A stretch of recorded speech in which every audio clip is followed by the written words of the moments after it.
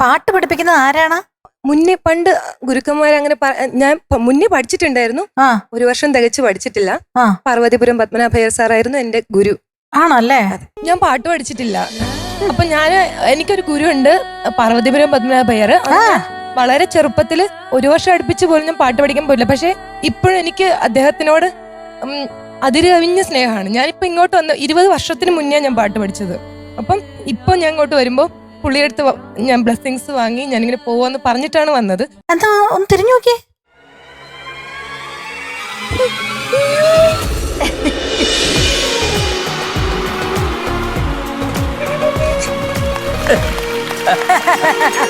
സ്നേഹത്തിൻ പൂമുല്ലി പൂജിച്ചു ഞാൻ, എൻ ജന്മം നിൻ മുന്നിൽ നേദിച്ചു ഞാൻ.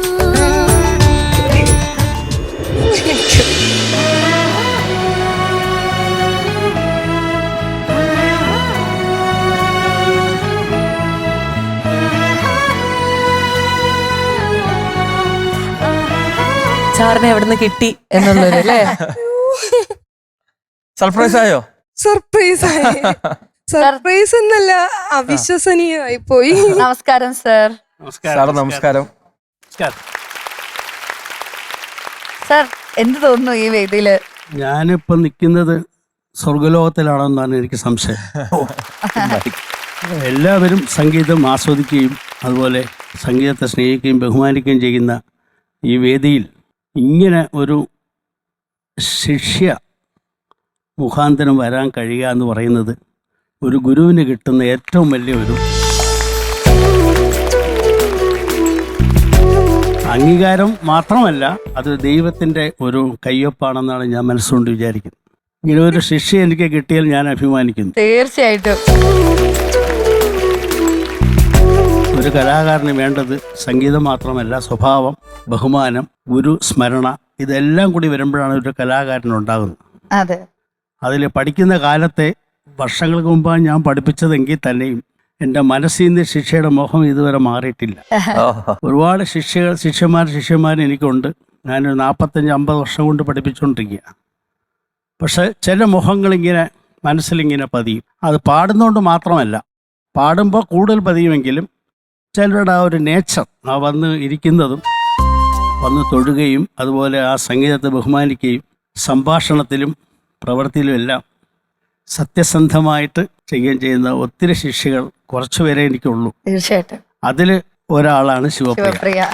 ഇതിനു മുമ്പുള്ള സ്റ്റേജിലും എല്ലാം ഉങ്ങളെ പറ്റി നിറയെ പേശിണ്ടിരുന്നത്. നിറയെ ഉങ്ങളെ தெரியுமே, കൃഷ്ണകുമാരുടെ വൈഫ് താനേ. ஆமா ஆமா சார், நான் வின்னி கிருஷ்ணகுமார் தான் பேசுறேன். புரியுறதா? புரியுறது நல்லா தெரியும். சோ சாറിനെ உங்களோட அண்ணாவும் தெரியும், தொடுபுழ മനോജ് സാർ. ഇപ്പൊ നിറയെ കച്ചേരിക്ക് വയലും ഇപ്പൊ ചെമ്മൈസ് കോളേജിലെ പ്രിൻസിപ്പൽ ആയിട്ട് ഞാൻ പോയിരുന്നു, പാക്ക പോയിരുന്നേനെ. ഓക്കെ. ശിവപ്രിയ എത്ര നാളായി സാറിനെ കണ്ടിട്ട്? സാറിന്റെ 13 വയസ്സിലാണ് എന്നെ പാട്ട് പഠിപ്പിച്ചത്. ഇപ്പൊ 10-20 വർഷമായി. പക്ഷെ ഇപ്പോ അടുത്തൊരു 2 വർഷം മുന്നേ സാറിനെ 25 വർഷം ഞങ്ങള് മ്യൂസിക് സ്കൂളുണ്ട്, നാദം, അതിന്റെ ഇതില് സാറിനെ ആദരിക്കുന്ന ഒരു ചടങ്ങില് ഞാൻ പോയി പാടിയിട്ടുണ്ടായിരുന്നു. അന്ന് സാറിനെ കണ്ടു ഞാന്. എനിക്ക് പറയാൻ പറ്റുന്നില്ല, സാറ് വരുമെന്ന് പ്രതീക്ഷിച്ചില്ല. ചിലപ്പോ ഇത് കാണുന്നവര് വിചാരിക്കുവേ നമ്മൾ മുന്നേ തന്നെ സെറ്റ് ആക്കി വെച്ച് അങ്ങനെയൊക്കെ വിചാരിക്കണേ. അല്ല, ഞാൻ ദൈവം പ്രത്യക്ഷപ്പെട്ടാണോ? നമ്മുടെ പ്രൊഡ്യൂസറിന്റെ നല്ലൊരു, അവരെല്ലാവരും കൂടെ ഒരു തീരുമാനം ചെയ്ത് വളരെ നല്ലതാണ്. രജീഷ്, അതാണ് ഫ്ലവേഴ്സ്. അതാ നിങ്ങൾ പാടുന്നത് നിങ്ങളെ കൊണ്ട് നല്ല ട്രെയിനിങ് കൊടുത്ത് പാടിക്കുക മാത്രമല്ല, നിങ്ങൾ എങ്ങനെയൊക്കെ നിങ്ങൾക്ക് സന്തോഷം ഉണ്ടാക്കാൻ പറ്റുന്ന കാര്യങ്ങൾ, നിങ്ങൾക്ക് മൂഡ് ക്രിയേറ്റ് ചെയ്യാൻ പറ്റുന്ന, ഇതിനൊക്കെ വലിയൊരു അനലൈസ് ചെയ്തിട്ടാണ് ഇതിന്റെ പ്രൊഡ്യൂസർ ഇത് ചെയ്തുകൊണ്ടിരിക്കുന്നത്. So we should give them a good applause to dum.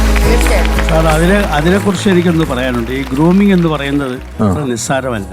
കാരണം ഞങ്ങളെല്ലാം ക്ലാസിക്കൽ പഠിപ്പിക്കുന്നവരാണ്.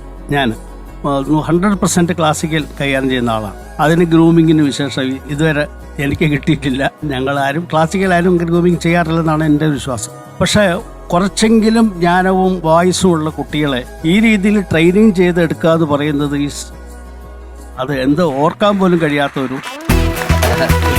മുഫീദ and രാധിക. അവർക്ക് പ്രത്യേകമായിട്ട് നമ്മൾ അഭിനന്ദനം കൊടുക്കണം. കാരണം പാട്ടുകാരികളാക്കി വിടുകയാണ് അവരുടെ. മാഷ് ഒരുപാട് പേർക്ക് പറഞ്ഞു കൊടുത്തിട്ടുണ്ടല്ലോ. അപ്പൊ മാഷിന്റെ ഒരു 2 ലൈൻ ഞങ്ങൾക്ക് കേൾക്കണം എന്ന്, 2 വരി കേൾക്കണം എന്ന് ഞങ്ങൾക്കൊരു ആഗ്രഹമുണ്ട്. ശ്രീ മഹാഗണപതേ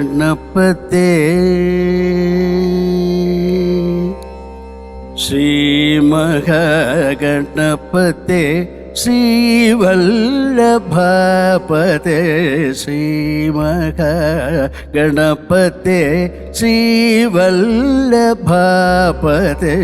ശ്രീ മഹാഗണപതേ ശ്രീവല്ലഭപതേ ശ്രീ മഹാഗണപതേ ശ്രീവല്ലഭപതേ ശ്രീ മഹാഗണപതേ ശ്രീവല്ലഭപതേ ശ്രീ മഹാഗണപതേ ശ്രീവല്ലഭപതേ ശ്രീ മഹാഗണപതേ ശ്രീവല്ലഭപതേ